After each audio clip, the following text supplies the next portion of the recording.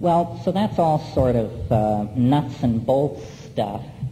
And I wanted to sort of talk about that for a while, and then I wanted to change my focus, because above and beyond the practical things that we can do collectively and individually, I think we also have to seriously rethink our first principles. And that leads me in a more philosophical and theoretical direction. I can't fail to talk to you about the conclusions that I draw from the psychedelic experience, because that's been the major influence on my thinking. When I first began experimenting with these shamanic plants, I assumed that the available models would suffice for understanding what was going on. The first available model was, you are perturbing brain chemistry, and so you are essentially mixing up the test pattern. That theory could be dispensed with about 30 minutes into the first experience, because these experiences are not chaotic in the old sense. They are coherent, architectonic, transformative. They are not the antithesis, but the quintessence of meaning. Meaning is enhanced, not obliterated. So then I moved on to a kind of Freudian expectation. These psychedelic plants and compounds must be a kind of instant psychotherapy, a catalyst for the study of personal neurosis, a tool for the recovery of traumatic memory, so forth and so on. All true, but woefully inadequate to the totality of the experience, much of which seems to lie far outside the parameters of some notion as cheerful as instant psychotherapy. Okay, so then jack the metaphor slightly higher. It must be then that it was not Freud but Jung who was right. And so it must be that this is an insight into not only my personality, my past, my trauma, but a collectivity of myth, of expectation that is written into the mammalian and primate genes that we carry in our bodies, and that these vast forms glimpsed in the psychedelic dimension are in fact the archetypes of Jung. They are the overstructure of the mass psyche that arises out of our physical and mental organization, and around which language crystallizes various cultural interpretations in which we then take up residence and cheerfully and unthinkingly live out our lives. Well, turns out that also is completely, while true, inadequate to the sum total of the experience. So in the past few years, and probably because I have been associating with mathematicians and people like Ralph Abraham and Rupert Sheldrake a bit, I've come to what I call the geometric model of the psychedelic experience. And I certainly don't represent it as the end of the intellectual road, but it is a provisional model that is the best I can do at the moment.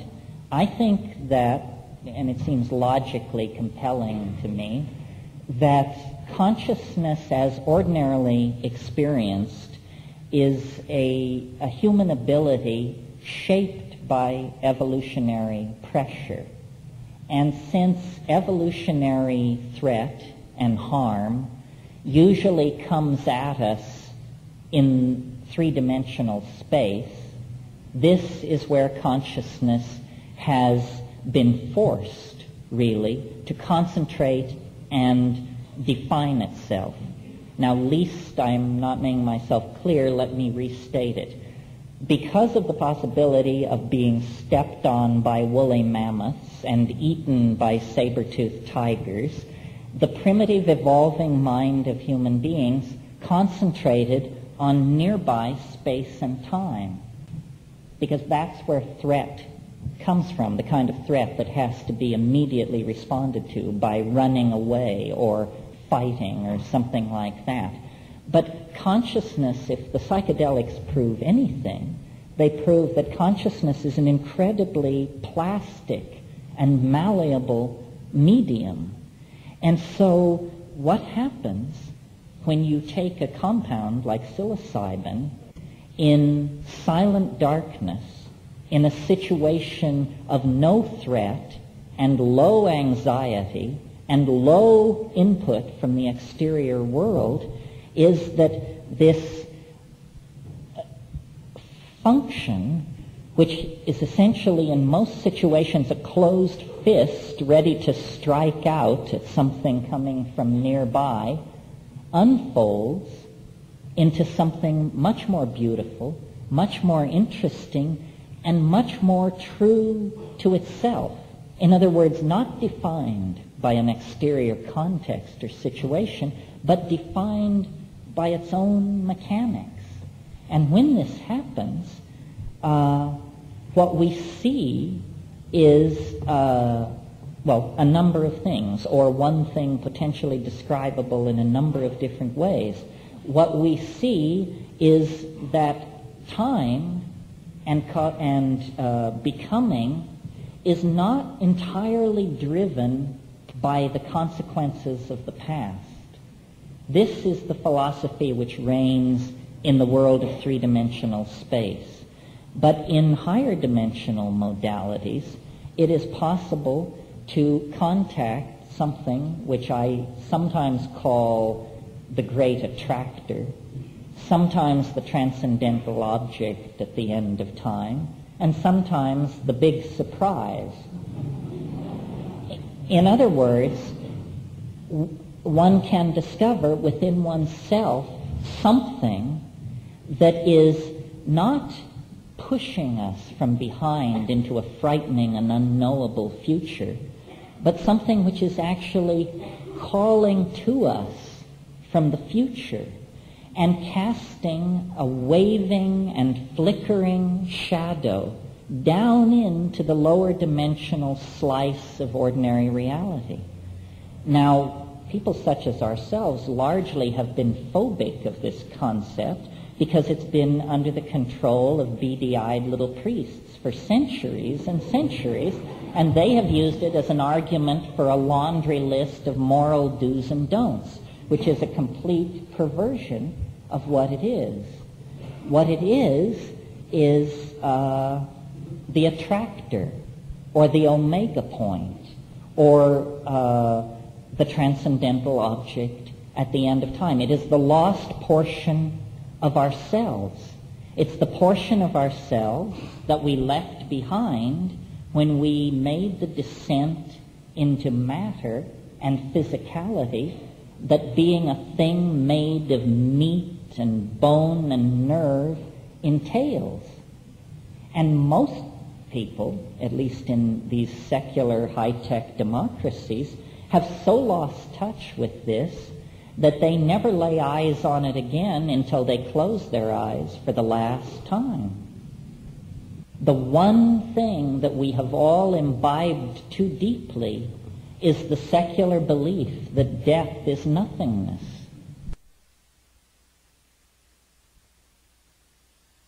We are left to fall back on the schemes of the secular politicians and the managers. And these are the least worthy among us to lead us anywhere. Culture is a kind of diversion, a kind of entertainment that takes us away from the real business of being. And the real business of being is to cultivate the thing within ourselves which is most like this radiant, attractive force that is drawing all organization into itself. Well, what is it then that we must cultivate within ourselves in order to reflect and do honor to the attractor at the end of history? Well, I think that it's love. That without love, all this intellectual circumlabration and all this linguistic diddling with interior images is flawed and narcissistic. Love is not easily comprehended, perhaps not comprehensible at all. It is a mystery into which we are being absorbed. And at the absorption into the true unfolding of the mystery of love, life and death, history and the eschaton, the aboriginal and the secular are all melded into one. This is happening to us. It's a cliche of modern journalism to say that time is speeding up. It's thought of as a metaphor. It is not a metaphor.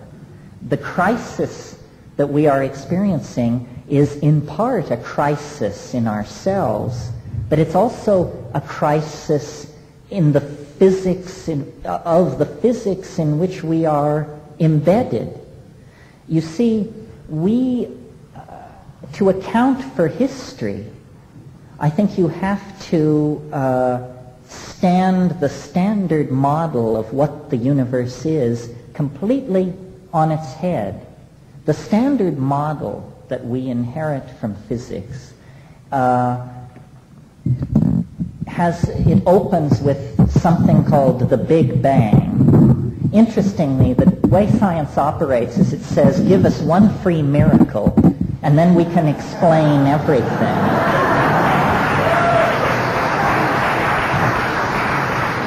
Well, if science gets one free miracle, then I think every ideology ought to be given the same advantage.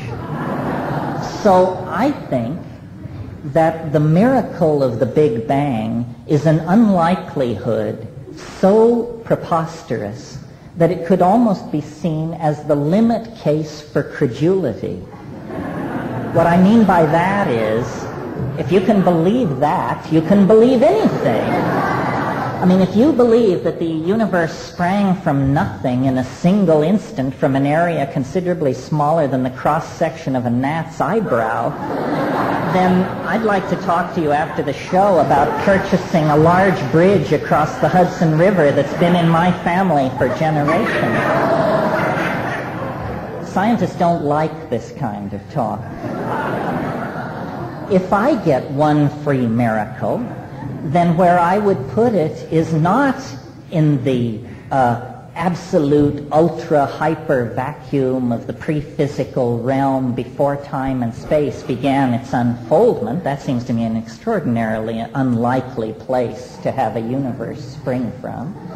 I think the place to put the free miracle is at in a domain in which there are many kinds of energy, many kinds of motion, many forms of organization, inorganic, organic, social, aesthetic, psychological, so forth and so on. In other words, a world somewhat like our own. And so I believe that we are actually moving toward the culmination of history which all these cockeyed religions actually promised. It's just that they so distorted the vision in order to get their moral laundry list tagged onto the thing that it became oppressive and unrecognizable. But you see, if there were only chipmunks and wildcats and cockroaches on this planet, then Darwinian evolutionary theory as modified by molecular biology would be completely adequate to explain the situation. It is ourselves that overturn that cheerful model of what is going on. We represent a breakout from the rules of organic nature and evolution that is no mere small exception, because whatever this breakout that we represent is, it has become the dominant force shaping the planet. Well, what is it? It's that history is the shock wave of eschatology. I think of the surface of a pond, and the time before history is the surface of that pond at absolute equilibrium, calm, mirror smooth. Well then, the surface of the pond begins to churn and ripple and froth. Why? Because something enormous is moving beneath the surface. Something is about to break the surface. History is that agitation of the pond of time.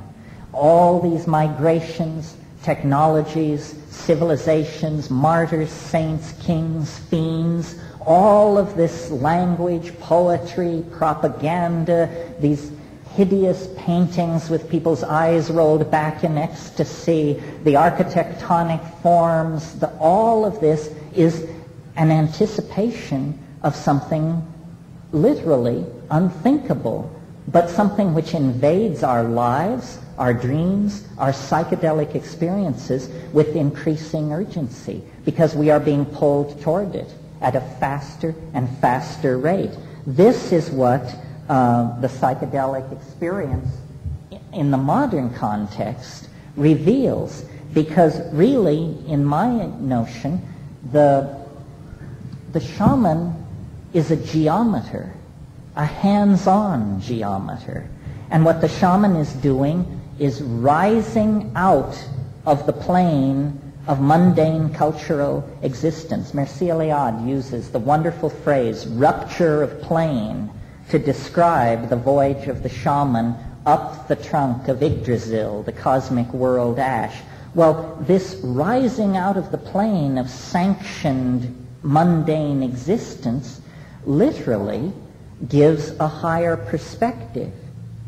And what that higher perspective shows is the flow of information out of biology into the epigenetic domain of language, song, drama, mask making, and then writing, sculpting, and then electronic data transfer, so forth and so on. And then the flowing forward of these self-reflecting noetic activities into the domain, the field, as it were, of this transcendental object at the end of time, which cannot be, at this point in history, defined, because it is below the event horizon of the historical process. All that we can see of it at this point in time is the rosy glow of its promise. Dawn is breaking over Jerusalem. The east is streaked with red. And, every click of the cosmic clock brings us closer to the process for which the planet called us into existence. This is the revelation of the Gaian mind. This is the end of the fiction of civilization and the return to a kind of symbiotic dynamic with a mind whose depth and dimensionality cannot be known by the primate mind of human beings. We are literally moving into the field of a mystery. In fact, its hold on us is now so great, the channel so straight, the walls so steep, that there can't be any turning back. This is the process that was served by the chipping of the first flint, the raising of the first temple, the offering of the first sacrifice, and we now are in a position to understand this, to appreciate this process, and to communicate it to other people. Because without this model, I've racked my brain, I don't think there is a way to make sense of what is happening to the world. Many of you have heard me say, but I think it's worth repeating, what is happening here is not the death of a species or the death of a planetary ecosystem.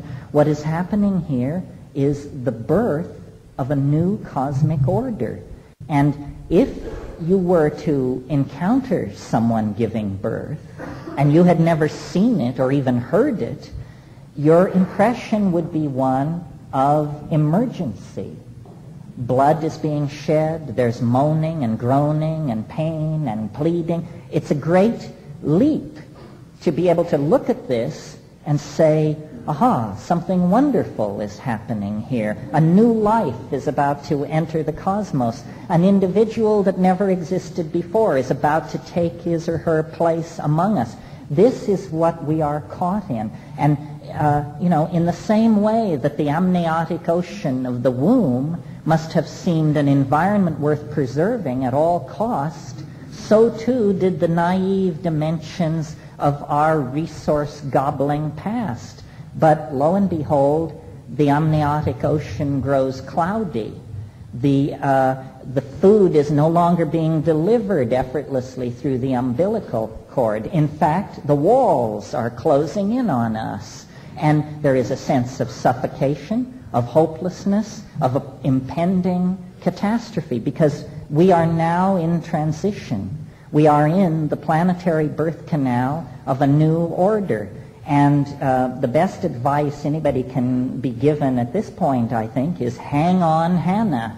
You simply must believe, because there can be no going back now, that ahead of us lies an unimaginable world characterized by varieties of freedom and opportunity that it would be preposterous for us to attempt to conceive of at this point, except through the glimmering scintillas of anticipation that come to us from eternity, through dream, through prophecy, through the psychedelic experience. And if we trust in what we know and communicate this empowering vision and act as though it all depended on us and our acts of collective caring and attention to each other and the earth, if we act that way, but know that that is a fiction and that actually we are part of an unfolding process for which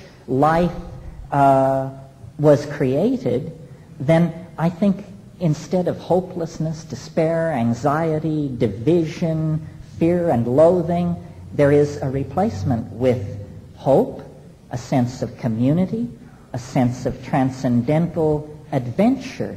I mean, consciousness rests in us. We don't know what lies out there in the starry galaxy, and it's thin soup to await the coming of the UFO knots or something like that. The real empowering adventure lies through responsibility to each other, love, and aesthetic anticipation of the transcendental realm. And when these things are put in place, the power of the naysayers and the frightened and the materialists and the control freaks and the business as usual crowd will be broken. They cannot maintain. No one is in charge at this moment. And this is good news, because it means that for the first time in a long time, these processes are beginning to unfold themselves without bearing the imprint of resistance upon them. In the end, it's all lost in radiance.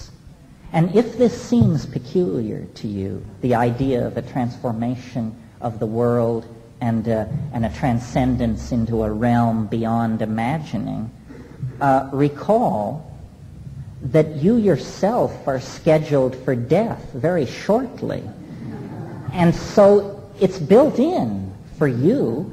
The only twiddle on the dial that I'm offering is that this kind of transformation lies ahead for everything, not the death of the materialists, but the resurrection of the alchemists, the rarefaction and transformation of the human mind and body into some kind of eternal golden vehicle for the roving through and the discovery of a universe wider, grander, deeper than anything that we could imagine. And to preserve its power and its transformative essence, we have to keep it away from moral prescription, from too clear a definition. It is not an unsolved problem. It is a mystery. And closure kills the heart of the mystery. So we have to embrace this uncertainty, not as a problem to be overcome, but as an opportunity for shedding our pasts, shedding the monkey, shedding the bad habits of history that have accumulated, and moving into a world that is literally beyond our wildest imaginings. It can't be any other way. Business as usual, as I said, is off the menu, and now it's a struggle between those who would have us lay down quietly in a kind of anesthesia anticipating ruin, or those who would have us stand up and claim our birthright and go forward into the shamanic domain of the spirit that exists when the human soul and the soul of the earth recognize each other and are united in one. And this is coming, and it's possible, and it's now. And thank you very much.